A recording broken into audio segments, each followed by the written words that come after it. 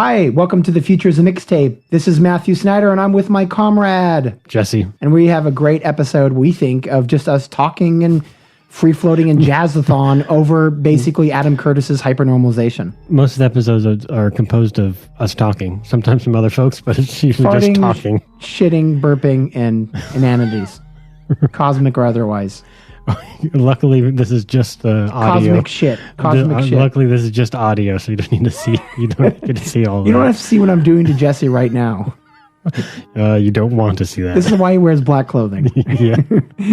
So enjoy this conversation about Adam Curtis's film HyperNormalisation. Released October 16th of 2016, just a month before the election. And be sure to check the show notes, as usual, for a plethora of evidence. Cornucopia. All right. Enjoy.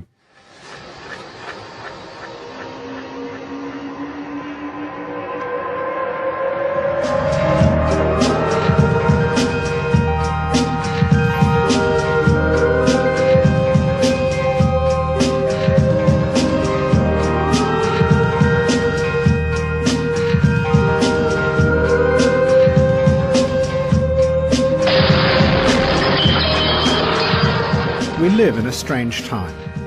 Extraordinary events keep happening that undermine the stability of our world. Suicide bombs, waves of refugees, Donald Trump, Vladimir Putin, even Brexit.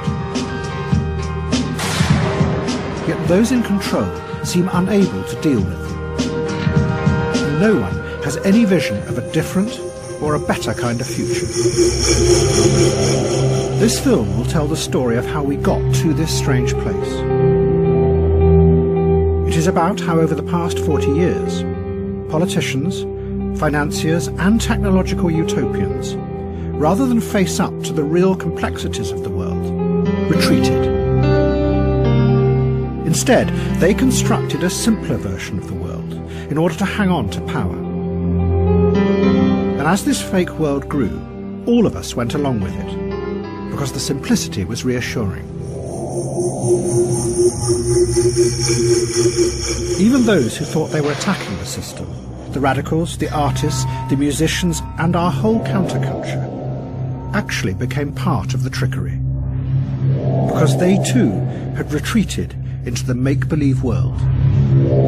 Which is why their opposition has no effect, and nothing ever changes. But this retreat into a dream world allowed dark and destructive forces to fester and grow outside. Forces that are now returning to pierce the fragile surface of our carefully constructed fake world.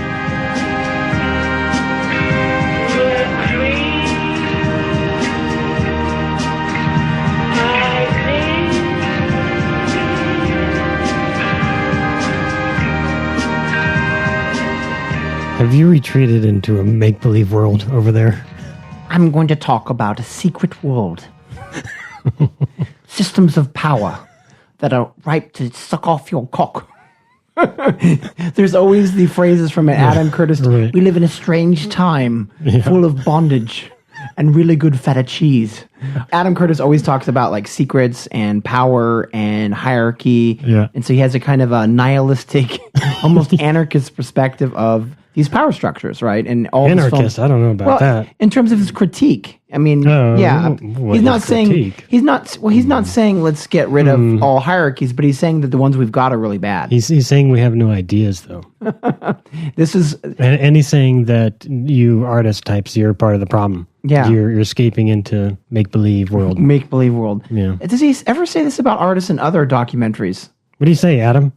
Oh shit, he's not here. Oh, again.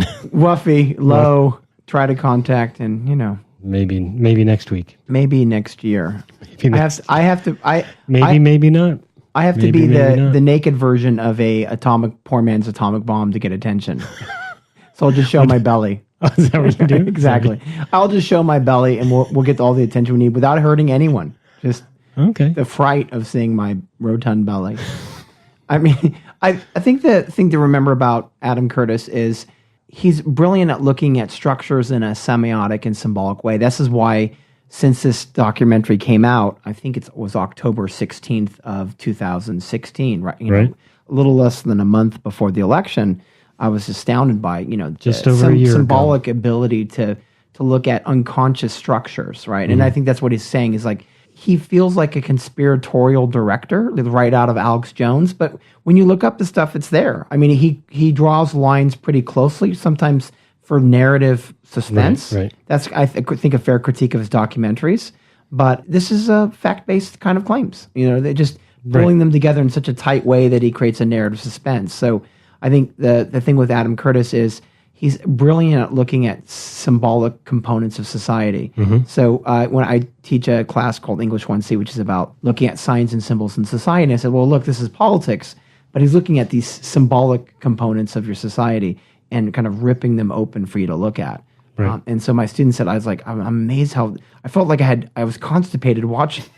They just don't. When you think of politics, they think it's boring. Right. This isn't boring. This is definitely not what Adam Curtis does. None of his films are boring. That they're quite atypical when it comes to.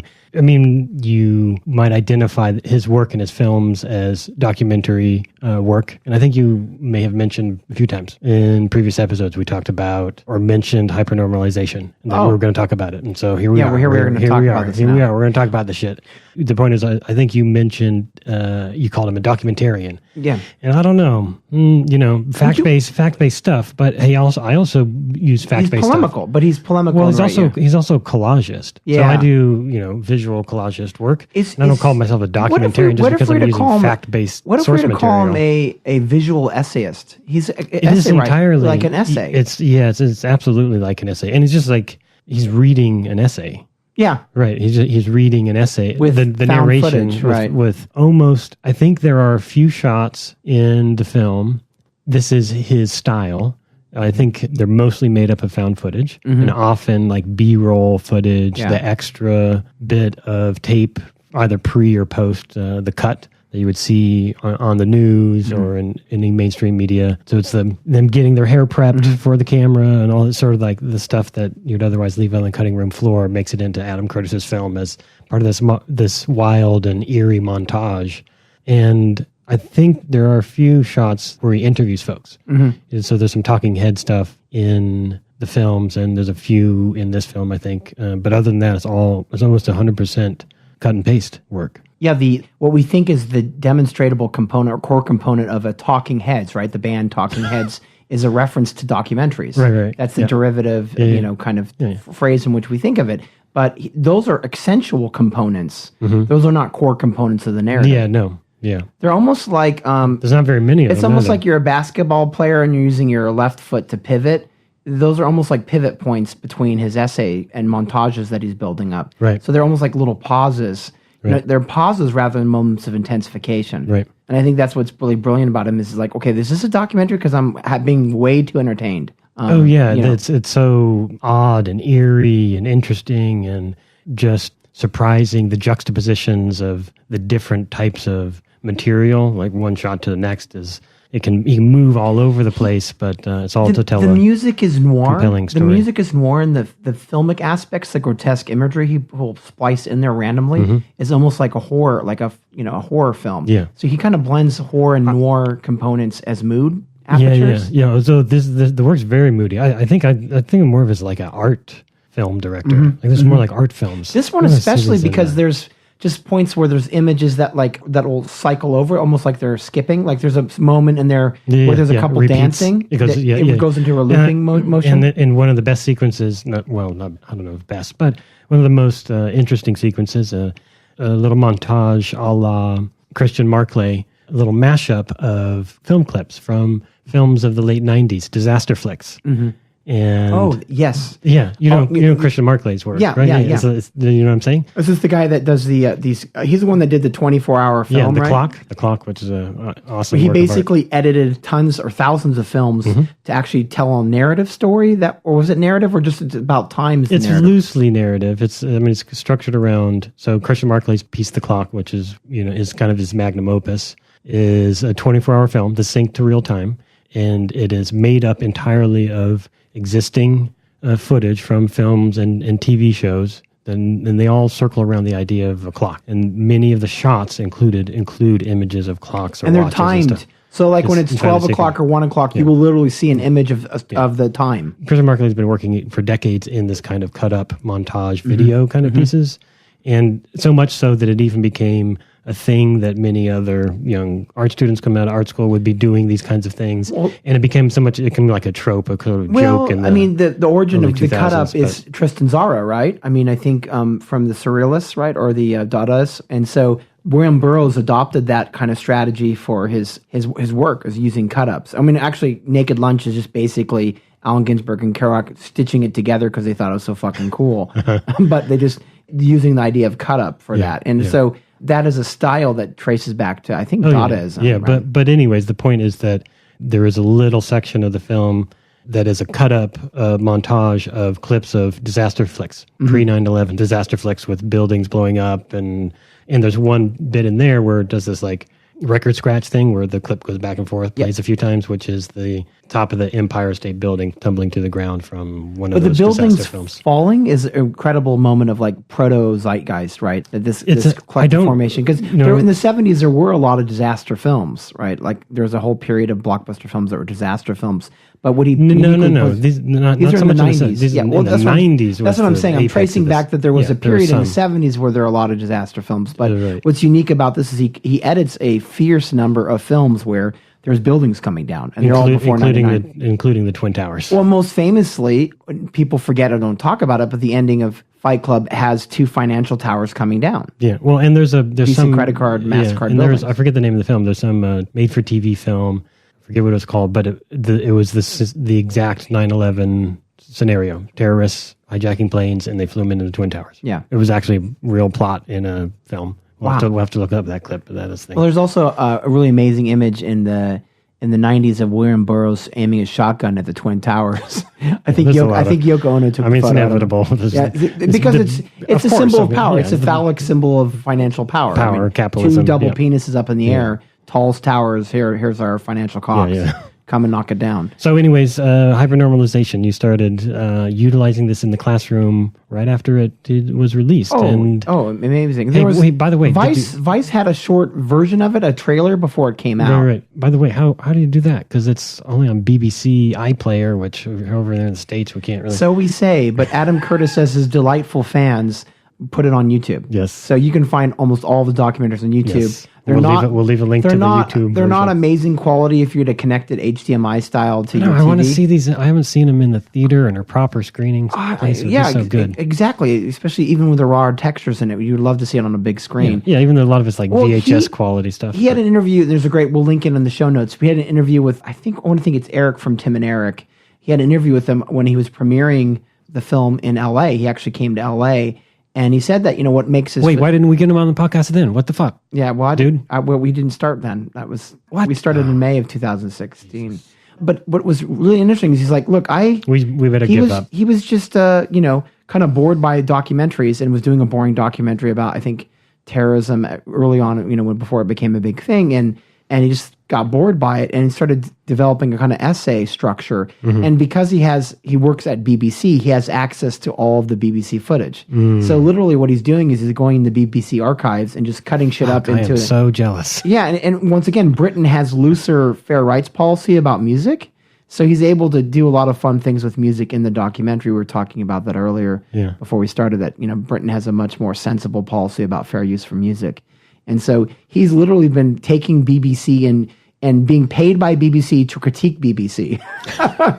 So he's wait. That's sort of one of the points they brings up in the film essay is the inability of anybody to do that because it just gets consumed by the system. Yeah. So he's almost like the colon for the BBC. He's cleaning out all the shit. So he's literally going through all this footage of the BBC. Waste bins of and footage, exactly. Yeah. And his critique of power is not just subject to U.S. empire. It's subject to any modern civilization. And he doesn't, by any regard, put, subaltern or global South states on a pedestal, but he does critique these powers. All right. So you started using it right around the election time. the grand old election of... And I was horrified because it just was like prophecy. Because White House fuckface. Well, it starts with Donald Trump and ends with Donald Trump, right? I mean, the documentary starts with Donald Trump and the scheming, the debt writing, and using what shock doctrine. He doesn't mention Naomi Klein's shock doctrine, but there's a lot of stuff he doesn't mention that is. But it's obviously in the air. Yeah. It's obviously in the air. And so my students were just stunned because I was teaching a class called Presidential Material. And so that's actually the theme of the class is like what makes a president, right? That was the whole theme of the class. So we had my students read Bernie Sanders' Outsider in the House. Then it was put in parentheses, Outsider in the White House. Okay. It was reprinted by, I think, Verso Press when he was running his primary. Of course, he lost, and we knew that going into September that he was out of it. And then it was going to be Donald Trump and then Hillary Clinton.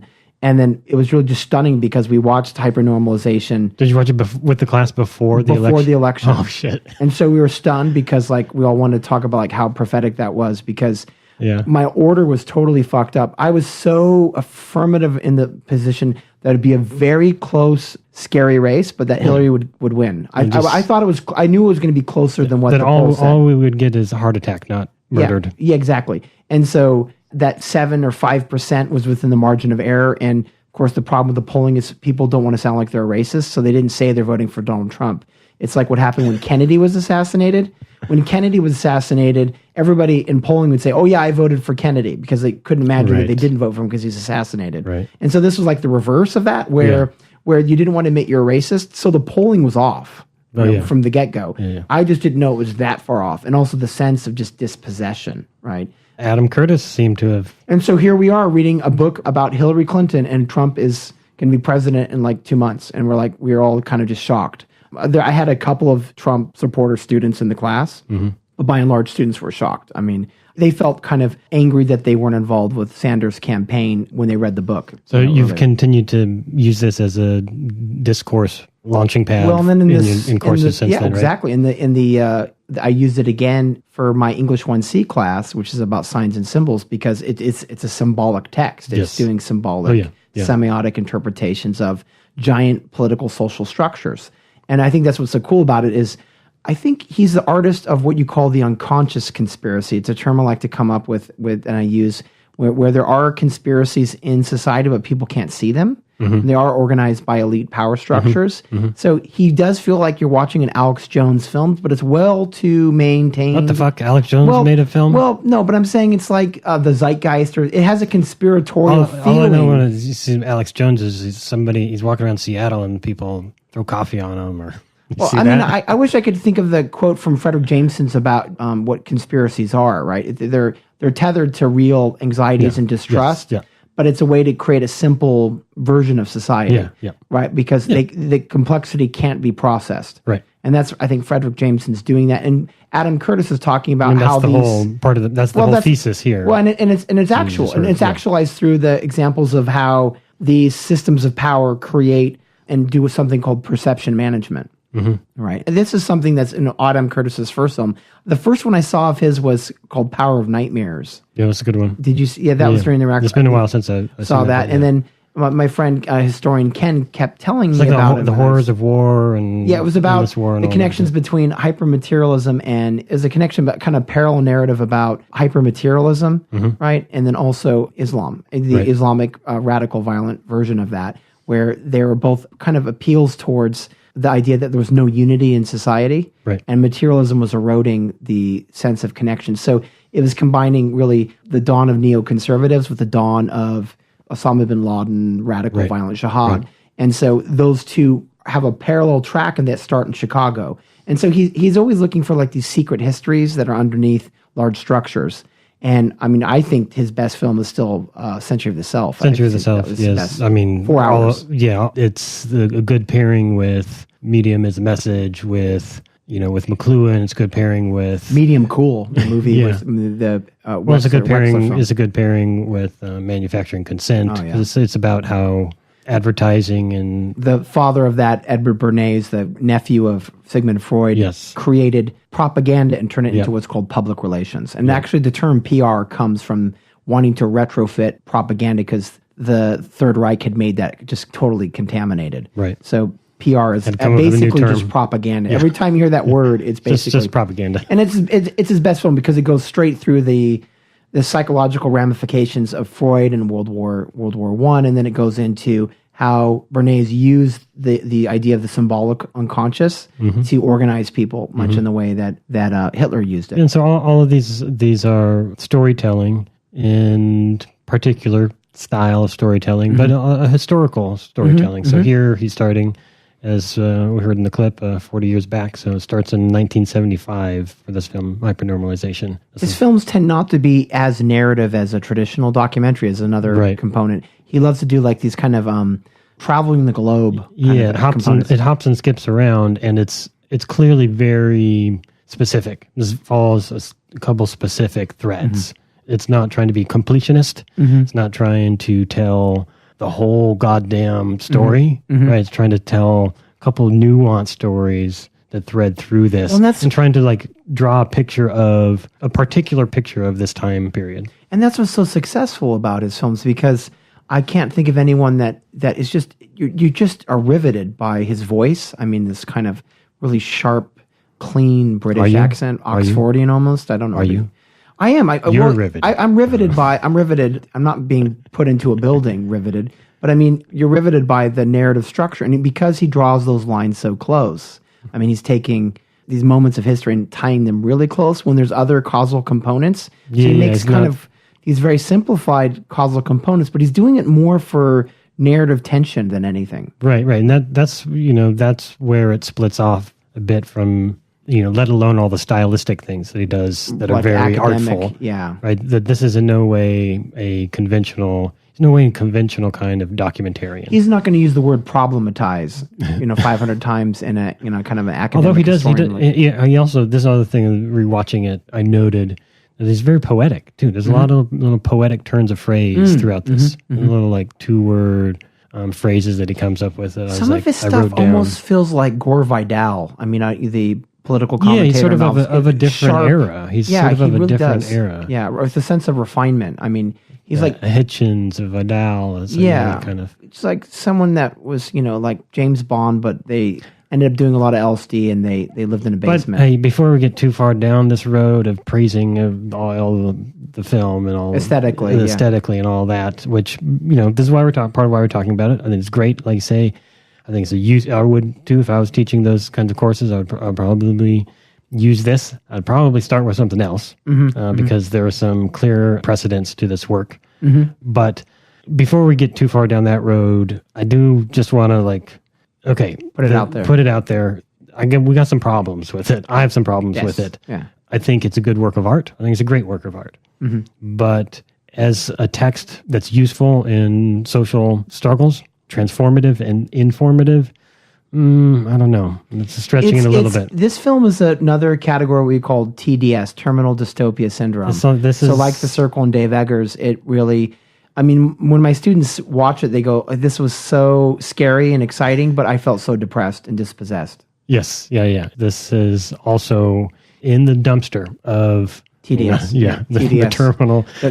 Circling the drain. Sink, circling the drain, once again, the circle of the drain. Yeah. And I think that's the problem is like, he's saying that these systems have made us immobile and hostage and everything's shitty, but provides no antidote to that. And asserts that nobody's come up with any better ideas, and so just a wash of the cloth. Doesn't offer any of his own. Doesn't say, but what they could have been doing is this, which is not to say this is not. Nobody does this, but it's a critique of the general very few people production of art in general, right? I mean, this is his work, and especially this one now. He's well into his career, like he's been doing this for a long time. Is the production of utopian visions, and science fiction isn't doing it. And his texts almost feel like a science fiction thing where they take real things sci-fi and make you feel cognitively strange from what you're seeing. But at some point, he has to develop as an artist and say, I have a responsibility to something more than this. I don't know. I mean, that's an argument you can make, but... He does it so well, but that's all he does. Yeah, but it's by no means a normal thing. No. I mean, this is our whole core sort of complaint that we have about... that we've had in our discussions. The reason for our podcast. Is that there's nobody talking about solutions. Well, come on, let's fucking talk about solutions. It doesn't need to be, didactic. We can, We can do fun narrative stuff. There's all kinds of possibilities. There's all kinds of possibilities. And that's what we want to explore. And, it's unfortunate that all this great art is all about how the world's going to end and we're all screwed. But he talks about the Middle East as this a place of dispossession and total war. But he's not going to talk about the experiments in the Kurdish region, right? Like Rojava, right? Well, there's no mention of that. This is 2016. He could easily talk about influence of Murray Bookchin in the Kurdistan areas that are between Syria and all these areas, and how there's a development of a kind of communist communitarianism, I guess that's the phrase, if I can think of it right, of Murray Bookchin's ideas being attached to that environmental claim with a kind of feminist perspective added in. And so, Murray Bookchin was read by this famous leader for the Kurds. And so there is a utopian moment right now in the Middle East, but it gets very little attention. And they're actually fighting for the U.S. military and getting money, and then they're going to be cut loose just like the Kurds were in northern Iraq once some deals made with Syria. And so you get the sense like, okay, this is great that you're talking about the Middle East this way because it obviously is about U.S. empire. It also is about the intractable aspects of Israel as it continues to have illegal settlements. But also there's other things going on in the Middle East that actually do offer an antidote to what's going on wrong with the West. Right. Well, that's a totally different type of project, I suppose, to dig up.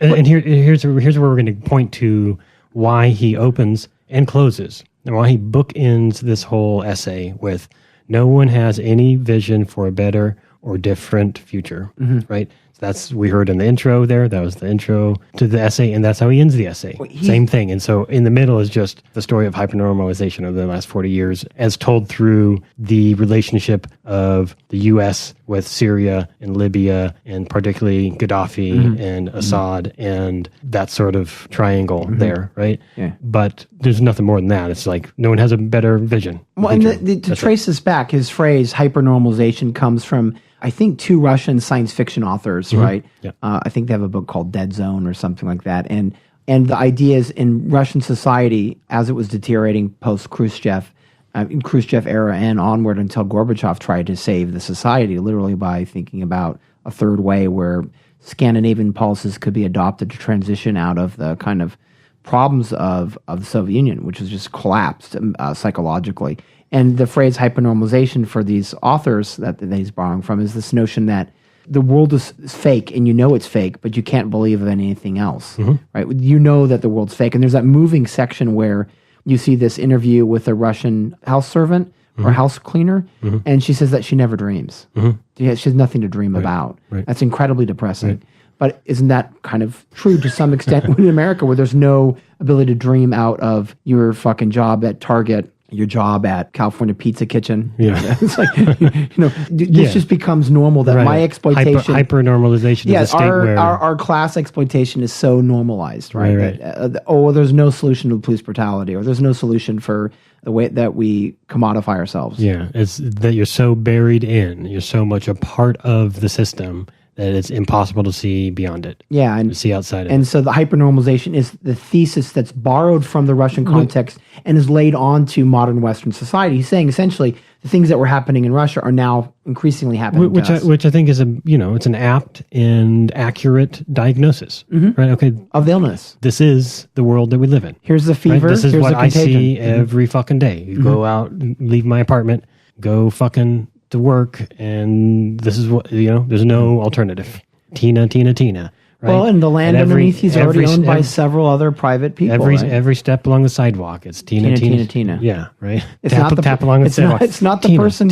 It's not the person you're holding hands with. It's the ground underneath you. It's no wonder I have mental health issues because this is crazy. Yeah, this is insane. But, okay, hypernormalization is one term to use for this, but I don't think this is a new thing. This isn't a new diagnosis. This is the other, not issue, but this is the other reflection I have about the piece altogether, is that, yes, it's a great work. It's a great work of art. It's very well done. It's in the way that stylistically that he uses in his style, which is, I don't know that would be on first impression necessarily appealing to everyone because it's different, right? It's because people don't like to feel strange. When you say it's I think so. strange. I think it's worse than going to a horror film for people because it's blending genre components and in a way that people don't expect. And in a way not like David Lynch, not like this is just weirdo stuff on screen that's like, oh wow. It's like it's a different kind of aesthetic paradigm that he's using because collage as a primary medium isn't really and a didactic moralizer in the way that Michael Moore is. So it's actually his films are kind of a blend of Michael Moore's cinema with David Lynch. I would say there's components of this kind of estrangement with a kind of really an essayistic. I mean, Michael Moore's films are about having opinions. Yeah, but I would. If I was teaching courses like you are, I'd probably start with Guy Debord's Society of the Spectacle before this, and because I think it's absolutely. I haven't heard. That's next year when we can have Adam here and we can chat about this. We get Woofy. Hey, if we get enough retweets and likes and bullshit like that, then maybe folks will come and talk to us. Okay, and we can talk about the Lionel Trilling's anxiety of influence. Like, are you secretly just copying Guy Debord? We can talk about this. What the influence is, because right. I think for me, I was like, oh, this is Society of the Spectacle, and which was a book first, and then which was a book in 1967, and then 73 was in 1973 he released a film, and it's actually the same. It's very, very similar. It just it feels like passages from the book, actually, just laid onto. It's pretty cut-ups. much passages of the book. There's narrating visual over cut-ups, visual cut-ups of media stuff and news clips and the same kind of thing, right? It's all black and white and stuff, but it seems like the blueprint. I want to say like this looks like Guy Debord's Society of the Spectacle looks like the blueprint for all of Adam Less Curtis's jargon work. heavy, though. You can say that he is really tempting to be accessible to listeners, right? Don't you think? Adam Curtis? Yeah. Oh yeah. No, he's not a French. He's not a French philosopher. Exactly. Yeah. I mean, and so he does want to talk about big ideas. Yeah. But he is using generally matter-of-fact phrases and ideas. Yeah. No, and he defines hypernormalization really, really well, I think. Yeah. I mean, and thinking about it, maybe I would show them in a different order. Maybe we'd talk about, whatever. But he gives really good examples of hypernormalization. Some of them, of course, is this desire to create a fake world, an entirely fake world made of simple cause and effects. Yeah. So his examples are like, for instance, Henry Kissinger's attempt to do divide and conquer, and that there's a battle of might, and that might wins. And so cutting a deal with Egypt at the expense of Syria or a Palestinian trade deal, and promising one side the thing and then promising another. And his kind of Hobbesian view is very similar to Dick Cheney, right? Which is that power wins. It's about good guys and bad guys. And then Assad's own interpretation provides another hypernormalized world. And then he talks about Perry Barlow's notion of the internet as this kind of utopian wonderland. Well, you're just jumping all over this pond, aren't you? I'm giving all examples the names. Because I want to lead on to this from a question for you, which is go for it. He's talking about how have these utopianists that think of the internet as a simple place, and then fiber optic and fiber optic and acid freak show that no, we're going to release your credit scores, and we're going to show you that TWR, which owns all the banks, is TRW. TRW is just owns all the banks. We're going to lease your credit score and show you that you're actually just owned by banks, and that the internet is not a safe place for happy lands. Surveillance state. Yep. And so in every regard, there's this attempt at saying, look, the world is more complex than it seems, and that everyone's trying to come up with a solution, and when they do, it doesn't work because it's too simple. And he even invokes Occupy and Arab Spring as an example of having a simple understanding of how you collectivize power and not having a real solution. So he basically, in every aspect of this global order, he's talking about different versions of hypernormalization. Do you think there's ones that he doesn't mention that's happening right now? Oh, is there hypernormalizations happening right now that I think hypernormalization is normal. Yeah. Right. And this is why it's not, there is some distinction between, and there's some difference, between this concept of hypernormalization as borrowed from the Russian sci-fi authors, utilized here, and Debord's notion of the spectacle. Yeah. But there's also a lot of parallels, I think. Well, I think they cultural because hegemony. it's about the real and the unreal, like being indistinguishable. Well, to me, the biggest, most graphic, physical, thing that you could just run up to immediately with what I think is hypernormalization is the simplistic cause and effect component about why Trump won the election, right? This seems to be an example where you could come up with 15 ranked ideas of why Trump won the election. But when you go onto Facebook, it becomes a hypernormalized process where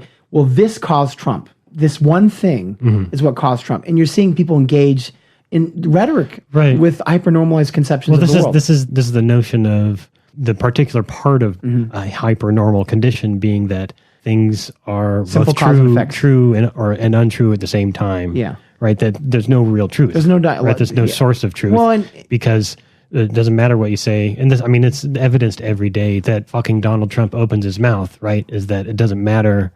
95% might be like true. And this is a point that I think he made in here about Trump's campaign, is saying that the system's all corrupt, right? Yeah. That Trump was saying, the system's all broken. That's true, but then it's so simple, but it feels good, right? Right. It's like, oh shit, it's got secretly sweetener in it, but it's going to give me cancer. But boy, it tastes really sweet. And so it's kind of almost. But he's also part of why. Well, and this is the thing. Mike, after the election, about 5 days after the election, the person that wasn't engaged in hypernormalization, everybody was yelling at each other, burners, and Bernie would have won, and Hillary saying Bernie fucking killed us. This is why she didn't win. Yeah. And so everyone had this simple cause and effect thing, and they're competing over their ranking of a kind of childish algorithm. My algorithm of why this happened is better than yours. Yeah. Mike Davis does this really sensible thing in Verso, where he prints kind of like a 15-point stratum as to why Donald Trump won. Okay. Where he doesn't say like this was bigger than that cause, but he's saying, here, this is a multi-cause problem. Right. Right. And there's causal links that are much more complex than just this thing that you're doing on Facebook where you're tossing one cause and effect out for the other. When do your children, what do they do? You're a parent, you have young kids. What point are they recognizing that there are multiple causes for things?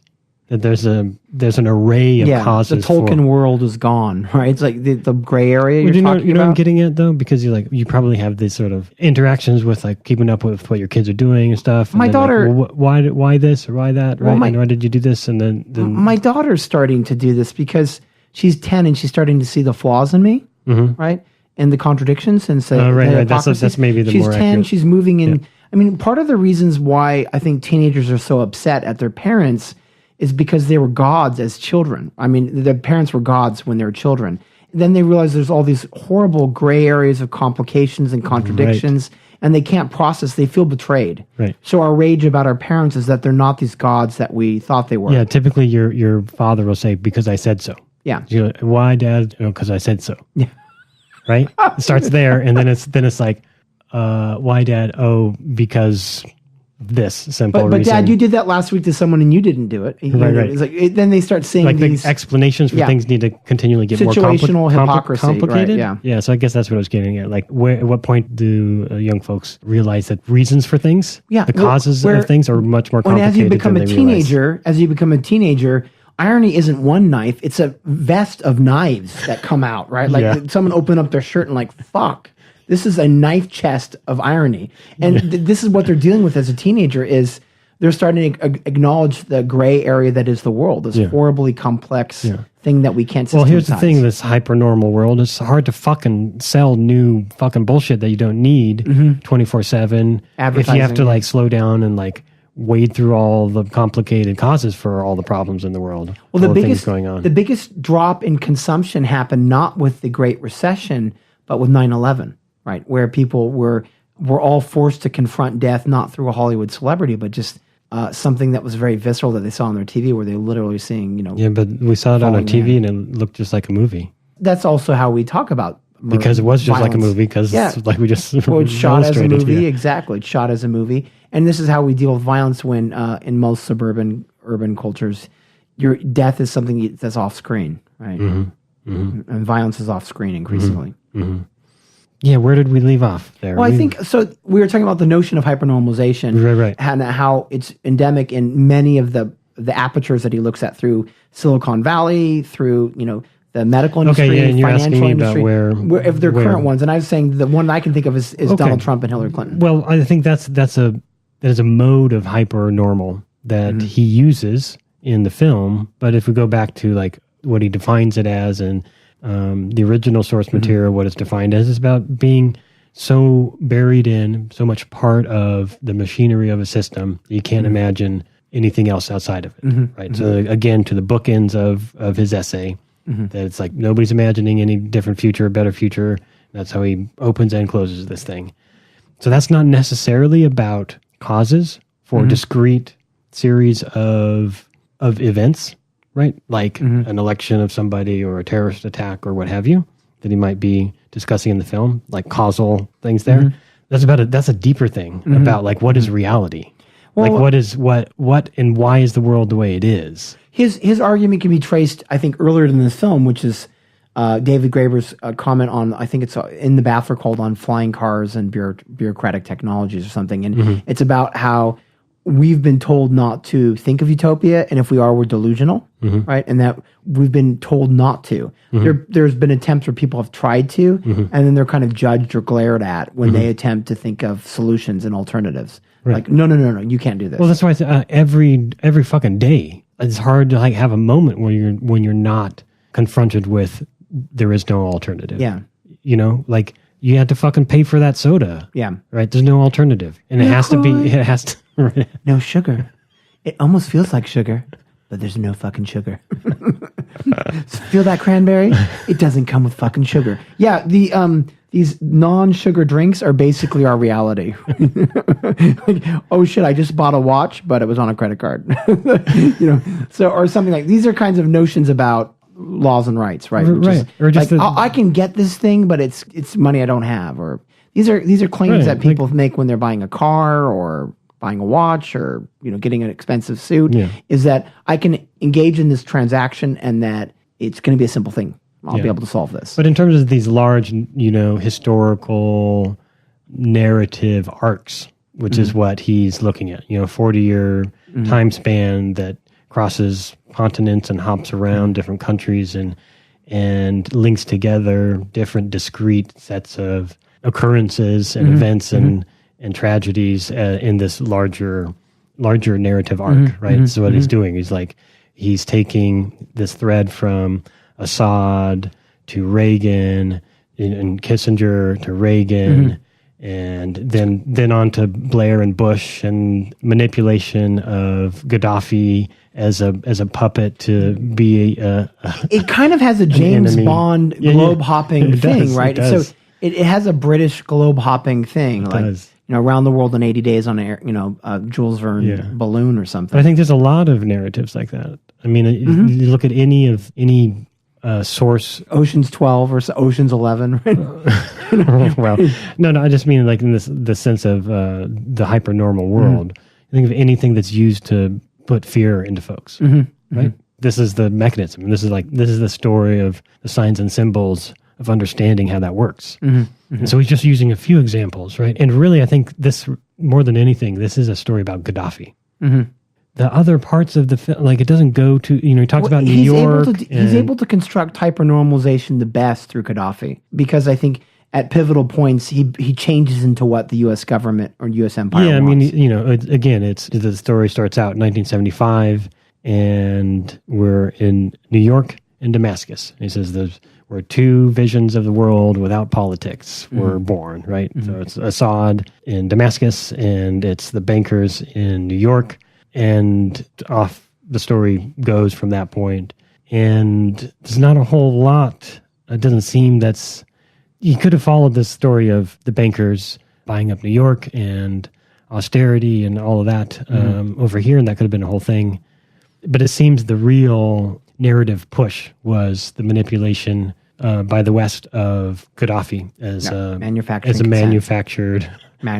consent. Because Reagan couldn't deal with a global third world with Soviet Union coming in and getting involved with Syria. I mean, this is what David Graeber, I think, says successfully. People say the anti-war struggles against Vietnam were a failure, abject failure that went on on and on and on. But in reality, LBJ was actually working out a peace agreement, right? And Kissinger and folks, they sabotaged it. So LBJ was going to run for president. He was sabotaged.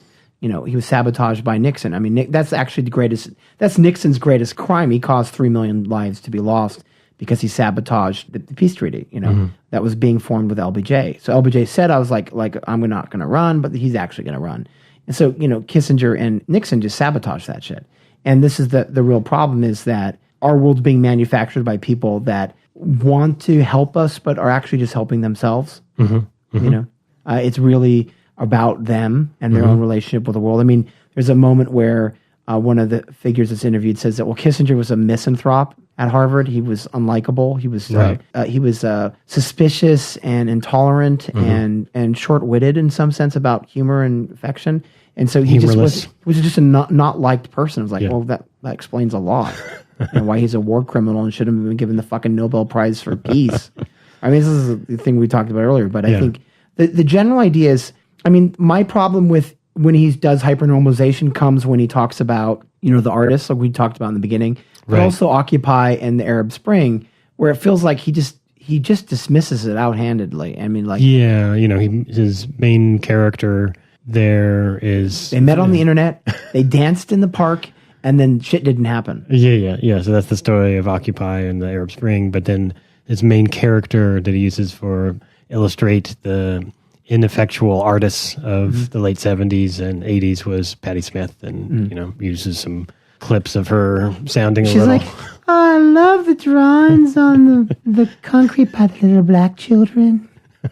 She sounds real. It's really embarrassing moment of Patti. It's the most embarrassing thing I've seen from Patti Smith. But the thing is, like, Patti Smith was more than just that little anecdote. I mean, I understand the use rhetorically in the essay to point to artists and musicians and protesters as being ineffectual and having not been able to change the world, but to lay that on them. But but in reality, in a real analysis, to blame artists for not, like, why didn't you come up with a solution? Well, and it's kind of not fair. They didn't cause the tax to catastrophe. It was white middle class people that caused it. Look, I want to fucking make art. Yeah. You know, like, so you're made fun I don't of. want to have to fucking fix the world. Yeah. I'm just the voters that are leaving New York City for suburban heaven, and then the taxes are leaving the city. They're the ones that are betraying the idea of the city. Yes. Right? Yeah. It's not the artists. The artists. I mean, this is the kind of we're trying to do the noble thing. That story of the $160 million loan given to Trump so he could create a pleasure palace, like where it becomes Elysium, and then all the artists are on the fringes making art. Yeah. Well, you know, those same people that were going to the hotels were buying that art. Yeah, there's some complicity there, but the art was best when it wasn't commodified, and there was good art being produced there. Yeah, and they were, and the art was also talking about the political inequalities, and talking about white flight. Yeah, and so suddenly they're just. If you're going to blame artists in that way, I'm blaming Adam Curtis. God damn it, in that way, because what the fuck solutions are you? Exactly. What the fuck solutions are you prescribing? You're just making me depressed. Hey, in this way, we're all good fun there. So I want to have him on and discuss it, but yeah, he's a brilliant artist, but the thing is, the same could be said about them that could go to him, which is that your ability to imagine a future is on you too. Exactly. You're an artist. He's an artist. Yeah. He's an artist. So it's on him to make a documentary about the future. Let's hope his next Adam Curtis, next film, utopian the shit out of your film. Yeah, please. Actually, just invent BBC footage of the future. That's actually what it should do, is instead of going to the archives, actually just do like the BBC in the future, right? And then just actually hire people. And so actually travel to the future. Yeah, create found footage of the future. Just actually go get it. This is our Twitter demand. We're going to post on Twitter. You create the future using pseudo found footage, right? Yeah. And I think, have Radiohead do that stuff for you. Music. Maybe I'll just do it. Yeah. How about that? We won't wait for Adam. I had this. To do it. I had this let's idea. Do it. Hey, how about let's do it? Well, I had this idea for film where you had a film set that was entirely like a co-op, and the characters reenacting scenes of different decades of suffering during the neoliberal era, and they're talking about the society. Now they're in a kind of a CGI / warehouse, right? And they're talking about the utopia that you don't see outside of this warehouse that they're making the film at, but they're examining. Oh, that's smart. Okay, so they're on a film set, and the film set is this dystopian past. Yeah. But they're talking about the present utopia outside those. They're reenacting the sequences, and then they're talking about what was fucked up about them in that sequence they just acted out. Okay, so they're doing like a period piece. So the film is the film set. Right, but they're doing like a period piece. Does that sound like a good idea? But yeah, so this is like, okay, let's map this out. So the year is, whatever. It's 22nd century. Yeah, 22nd century. And they're doing a period piece about the 21st century. Yes. The early 21st century. Exactly. And so they're all in period costume that it would be, 2011, 2008 costuming. And the set is like that. And so they're playing out scenes of the horrors of the 21st century. Yes. And then between performances, takes, they're analyzing. So sort of like, do you know the show Episodes? With Matt LeBlanc on Showtime. Oh, thanks. Where he plays himself. Just describe it so I don't have to watch it. Okay, there's the series. It is a Matt LeBlanc show. It's 3 or 4, 5 seasons now, something like that, where he plays himself, but he's doing some new show. It's about him on the set of a new show. Sort of like, what's his name to the show? Ricky Gervais. Oh, I can't think of. It's called Extras. Extras, yeah, that's right. It's like that, where they're on the whole show takes place on a TV studio set, and in between, in between. Well, Christopher Guest has a film where it's mostly on a film set. It's like To Be Considered, or the last film that Christopher Guest did in the U.S., where they're thinking they're going to win Oscars for this film. Oh, right. Yeah, under consideration, I think it's going to under something consideration. For your consideration. For your consideration. Sorry, you live in Riverside, so you don't see all the for your consideration billboards in Hollywood. Like I do all the time. Yeah, exactly. It's always there. Like and leading the up month to of January. Well, and then this past couple of months leading up to the Emmys, there's all this fucking for your consideration bullshit. Adam Curtis, make that film for us. Found footage. No. We're saying he's making the found footage. The BBC. We're making this film that takes place on this film set that's this period piece. Actually, we're going to trick you out here, but we're actually doing this right now. We're playing these characters called Jesse and Matt, but we're actually from the future. Oh, what kind of Inception shit is going on here? We're just playing this part here. Okay. What did you think about the section about the God, it would be horrible to live in this back in the 21st century. Alien control in the Matrix. What did you think of the Area 51 component? I thought that was really fascinating. I mean... Well, the idea is that there was a PSYOP with CIA or FBI pretending that they're aliens. Intentionally planted the stories about UFOs and intentionally controlled this one poor sap to like... One of about 4 or 5 or something. Yeah, but he talks about this one poor sap who they intentionally convinced him that he was seeing UFOs just as a ruse so that they could do testing on the stealth bomber and shit like this. Because the missing part for that to me was it sounds like a perfectly fine explanation. I mean, the veracity of all of them. Well, exactly because this is what he says. Like their systems information actually don't understand shit. Like the fall of the Berlin Wall, the idea that Soviet Union was falling apart in the 80s, literally falling apart, and they still had to pretend that they had to hide their stuff. Right. And so the argument he's making is they're hiding their experimentations so they could scare the Soviets even more because they had alien technology. Was that... No. What is the reason for creating this false... It was to keep it secret from the... But then more people are going to... See, this is the problem is I don't understand the cause and effect of that because more people are going to come to Area 51 because it's a tourist haven. It's going to get photographed and documented more. Yeah, that doesn't make sense. This is his part about... I think it's probably like a kind of a head fake that the U.S. government was creating to kind of scare Soviet Union further that they had alien technology. Oh, maybe. Well, I don't want to go down. But why would you have conspiracy theories that's going to have?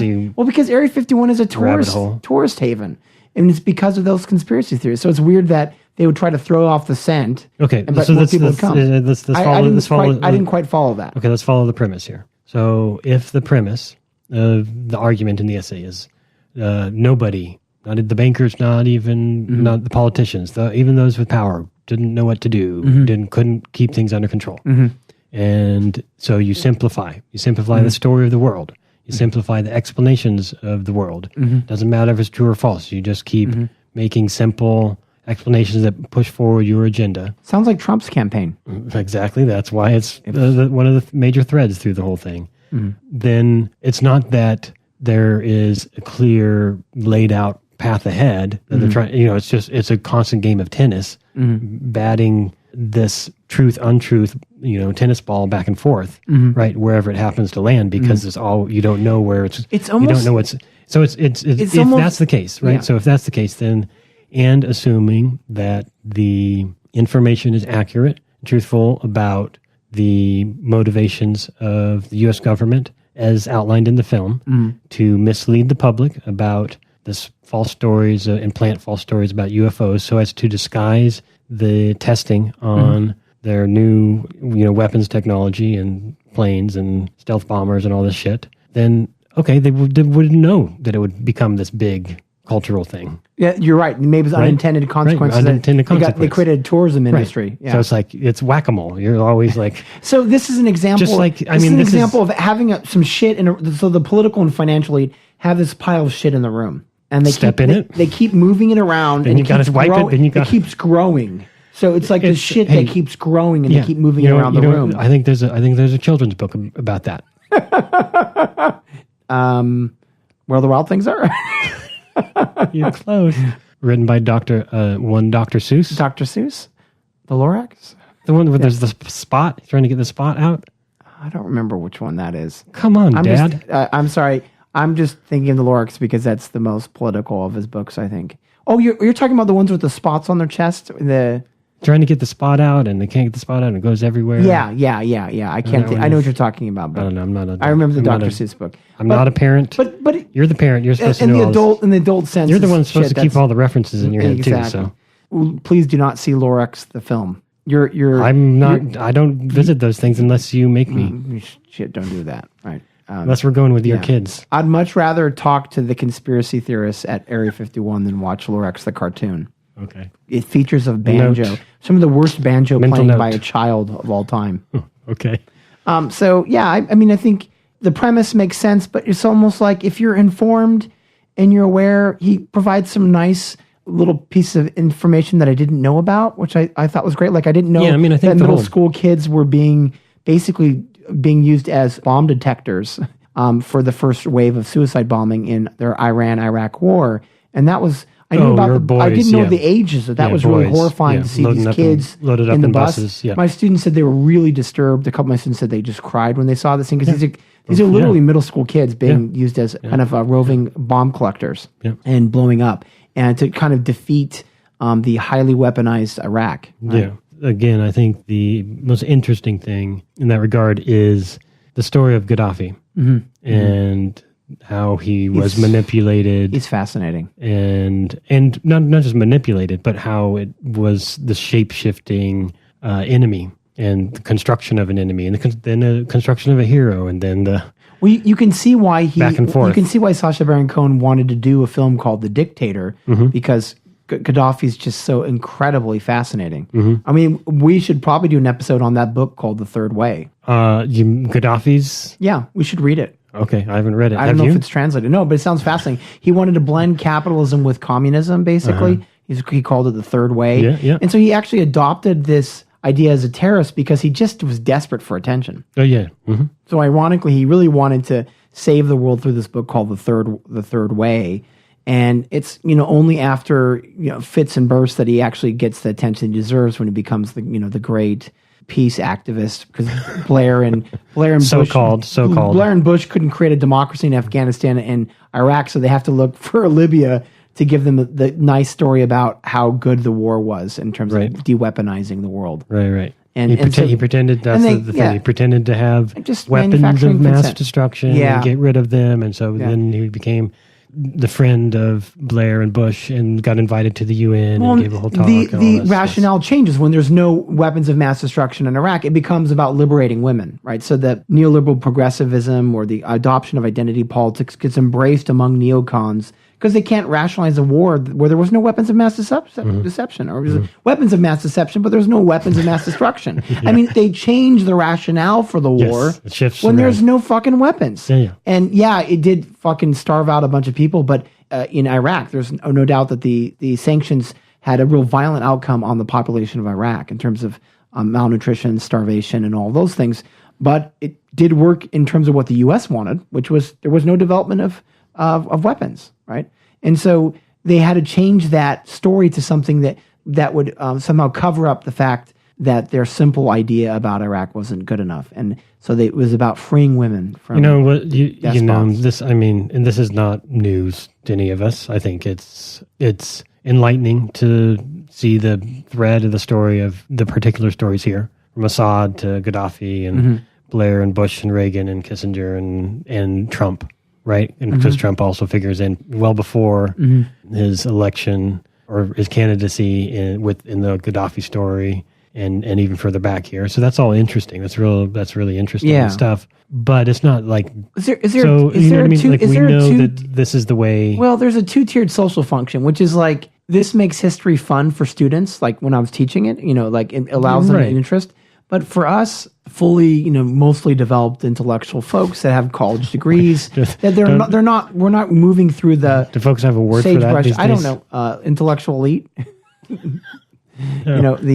The arugula eaters, the arugula eaters. Oh, no. But I mean, for us, it feels like this is serving a different purpose, which is it's an example of the terminal dystopia syndrome, which is it's fun, it's entertaining, it's beautifully crafted. Yeah. But it's like, what's the purpose of this other than a reminder of the fact that arts just continues to make dystopias?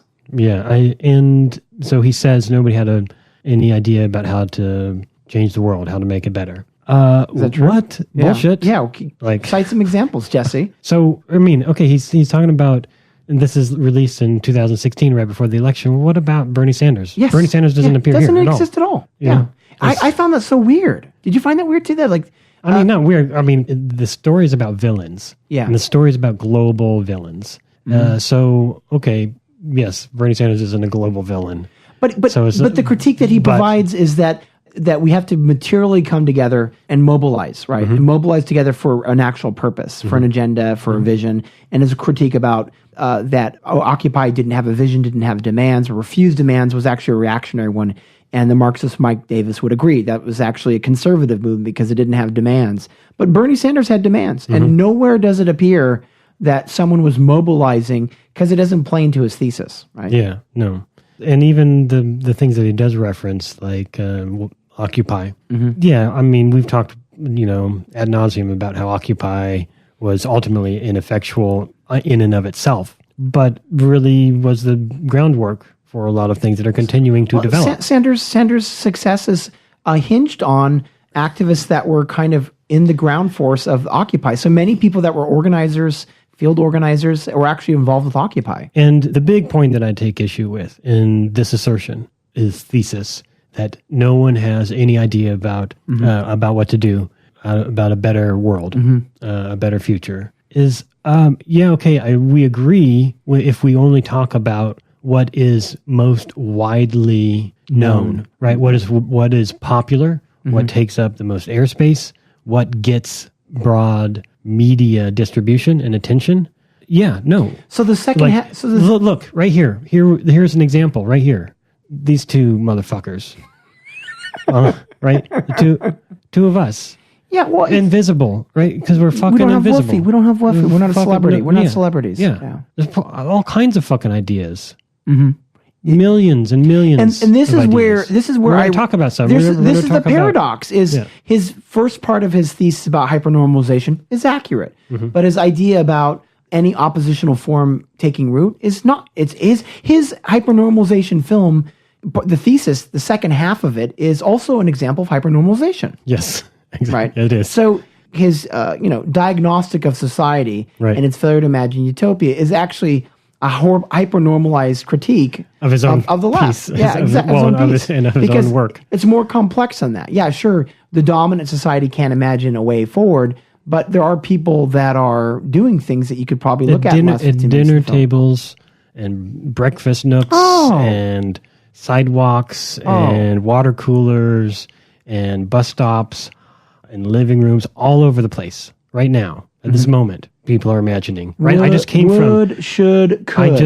Should, could. The fact that we have the words would, should, and could indicates that when those conversations happen, like at the sink, at the table, in a hallway, between elevator rides, these utopian moments are there. And you said you saw that too with DSLA. Yeah. And I just came this afternoon from a DSA Los Angeles chapter meeting. Democratic and this is what we were doing there, right? What were the committees about? We're talking about healthcare and how to get healthcare, how to fight for racial justice, how to fight for labor rights, how to, a whole myriad of things, right? But the point is, like, this is happening all the time. Yes. It's just not dominating the airwaves. They don't have it's the not woofy. coming from those who are in power. Yeah. Well, they don't Because have those the are, woofy. of course, well, those are in power are just trying to maintain power. Yeah. Right? Those in power are just playing whack-a-mole, step in the pile of shit, or It's whatever. like our the discussion Lorax of thing. the think tanks, right? It's that most institutions that exist now are about maintaining their own power and presence. And the things that are on the edge, right? Like the Democratic Socialist America, the activists that are working locally to take over city councils. Even those intellectuals, activists, writers, artists, agitators that are, inverted commas, air quotes, famous. Even all of the folks that we reference all the time, the David Harveys and Graeber, everybody at the labor conference right now this weekend, as we record this, is happening in the UK. The World Transformed is happening right now with Novara Radio. Right, and so you've got Corbyn and David Harvey there, Aaron and David Bastani, Graeber, Aaron Bastani, the Novara Media kids, and a whole litany of folks, right? The folks that we can't get on our little invisible podcast because we don't have enough woofy, right? There's even in this realm of shared convictions, shared sense of responsibility and ethics to imagine and actually build a better world. There's a hierarchy where ideas are not visible. And the opening of the window is happening. I mean, if there's anything to be said with my involvement with the anti-war movement, with Iraq War, with Occupy, with Bernie Sanders, is you're seeing more and more successful failures, more beautiful failures. Like these are failures in terms of what their agenda was necessarily, but also the fact that they're creating more awareness, they're moving the conversation, they're growing into larger movements. And if you look at the anti-war movement in Iraq, it kind of just fizzled after the war. I mean, it really fell apart after the first month. There wasn't, shut down or an occupation like there was with Occupy. It occupied for a full fucking month. In many places, more than a month. So in Oakland, it lasted more than a month. And where I was at Riverside, it lasted a month and a half. And then they would continue to encamp after that. So it wasn't like they're less or smaller. And Bernie Sanders was an entire fucking year. People were mobilized. So we're seeing the aperture open up, right? That there's more and more happening where the failures are becoming more and more beautiful as a failure. How is that? I mean, I follow, but what does that mean exactly? When you say more and more beautiful as a failure? Well, it means that, with any struggle, long-term struggle, most activists lose. But there are windows of opportunity. And remember, Matt Brunig was talking about that. We develop, we fail, we keep developing, though. Yeah. As we fail, we develop. Yeah. And when those windows of opportunity happen, like they did for the Montpellierans in society, like they happened for the neoliberals, the left should be organizing for that window of opportunity. And assume that failure is part of this. A lot of that work is happening. Yeah. Right? It's not all ideal. Look, it's not easy. It's not any guarantee, but people are trying. People are trying every day. Which failure do you want? Do you want a failure where you just don't do anything? You scratch, you just give up, you don't do anything? Or you fail because you tried, right? And those are different types of failure. And we have a right to say, activists aren't getting done. They're not getting what they want. They're not getting what's done to be done. But they're also getting close in some cases. And they do win. David does sometimes win, to borrow the phrase from Marshall Gahn's book about the United Food Workers. So, sometimes David wins. And like I said, it's one thing to say that activists are wasting their time or they're not getting done or it's all folk politics. But they're learning through the process. I'm a much better activist having gone through Occupy. Well, and I think the important thing, especially for those who would say that watching a piece like this or watching this piece specifically is depressing, is that it ought not be taken as a prescription for the future or a prediction for the future. It's a historical document. It's the telling of a particular history. It is a history that leads up to this very moment, this day, right? And so it's still unraveling, right? It's a history in progress. It is a story that still has yet to fizzle out. But that doesn't mean it's inevitable. Yeah. And that, part of the story is that, for a couple decades or so or longer, right, that there was a dominant notion that there is no alternative. Yeah. But that doesn't mean that in the coming decades, that will still be the case. That will still be the dominant common sense. So there's a two-layer process of expectation and social obligation. There's the process where the activists have to come up and gin up actual solutions. That's their responsibility. Yes. They are the hypersensitive cells in the brain. Yes. And then there's the regular folks that are, doing the best they can with lack of jobs, lack of income, family pressures, struggles with children, getting to and from work, transportation, rent.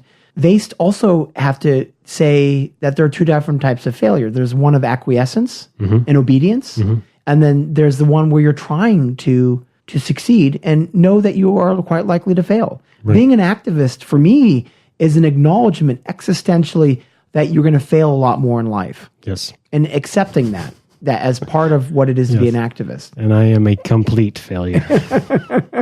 Me too. And this is the thing, is people can make decisions. We can talk about and sympathize, as well as empathize with people's material struggles, the depression they have by going to their workplaces and coming back.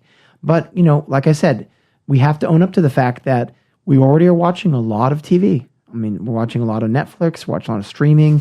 So we're watching a lot of Adam Curtis on YouTube. There is a demand to be made. 5 hours of your week should be dedicated to social change. That's what has to be happen. I was also watching this again. I was also thinking a lot the phrase that you had coined in our discussions earlier, and you've been using about the entertainment distraction complex. Yes, I was also thinking, this is part of this EDC. Yeah, that's part. I mean, that's what allows for the terminal dystopia syndrome. This is the society. This is spectacle. This is hypernormalization. This is exactly what you're. And you can see authors complain about. I mean, even Bruce Sterling, the science fiction author, said, "Yeah, we're guilty of this. We create these dystopias." Neil Stephenson said the same thing because it's easy. It gets attention. It sells books, and it's actually not as hard to do as it would be to actually make an inventive, exciting, utopian piece of work. And my hope is we can have Kim Stanley Robinson on and talk about how he's able to do ambiguous and ambivalent utopias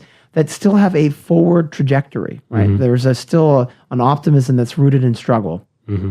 Well, that's beyond science fiction and works of narrative texts.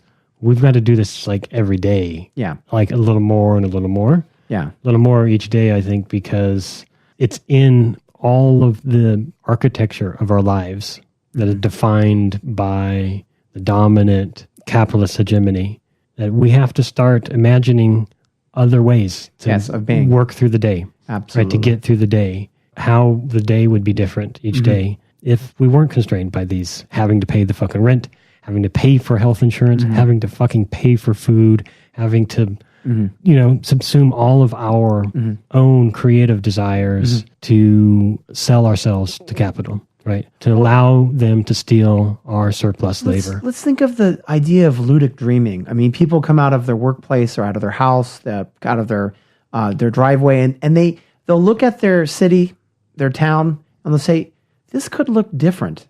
I wish this was this way. And that's the primal motive we should think about, as let's not walk away from those small breaths and small moments, but actually imagine that the process of ludic dreaming, daydreaming, is really what it's about. That's the start. And it doesn't have to be brought on by too many Prozac.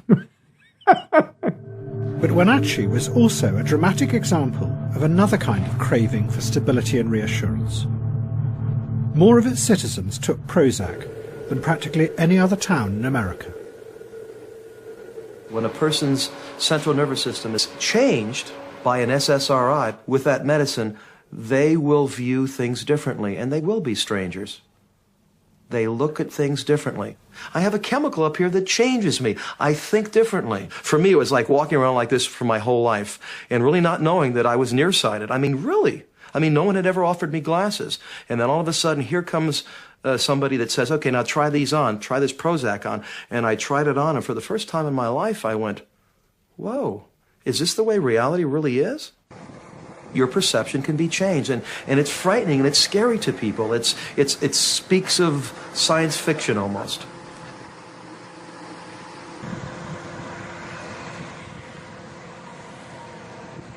Well, the medicine just kind of lets you listen to what needs to go on. And then your doctor, every time you come back, he says, you're looking so much better. And then he just, like Jim, every time I come in, he goes, you are so beautiful, And he isn't even sucking up. I mean, he's being nice. You know, you're beautiful, you're nice, you're friendly, you've got so much going for you. And I think, yeah, I do. Yeah. So I go out and I tell my friends, oh, I feel so much better about myself. You know, mom goes out, oh, I feel so much better about myself. So your friends start saying, you know, I've seen such an improvement. And everybody improves all the way around. They see improvement. You know, it's like everybody's kind of brainwashing each other into being happy.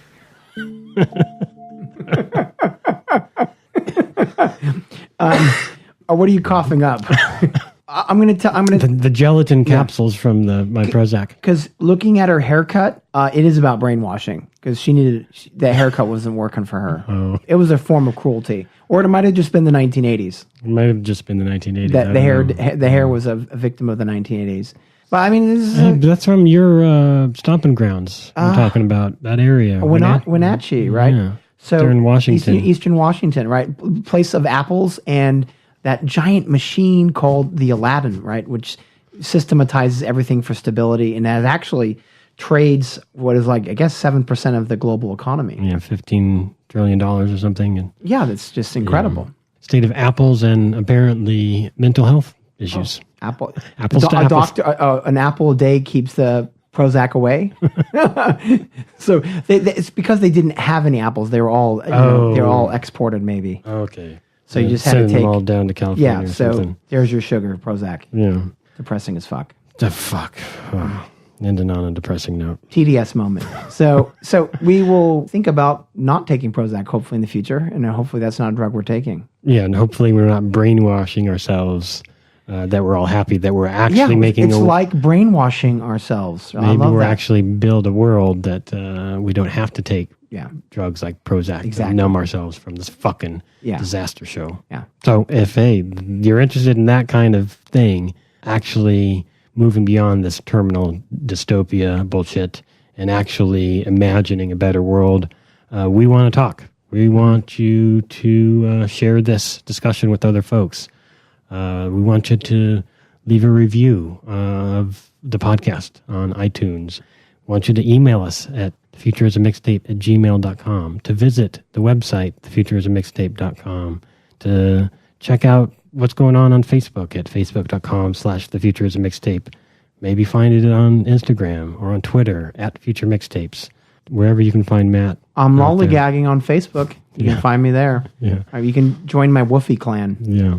But anyways, thanks for listening this week. Until next time. Cheers. Cheers.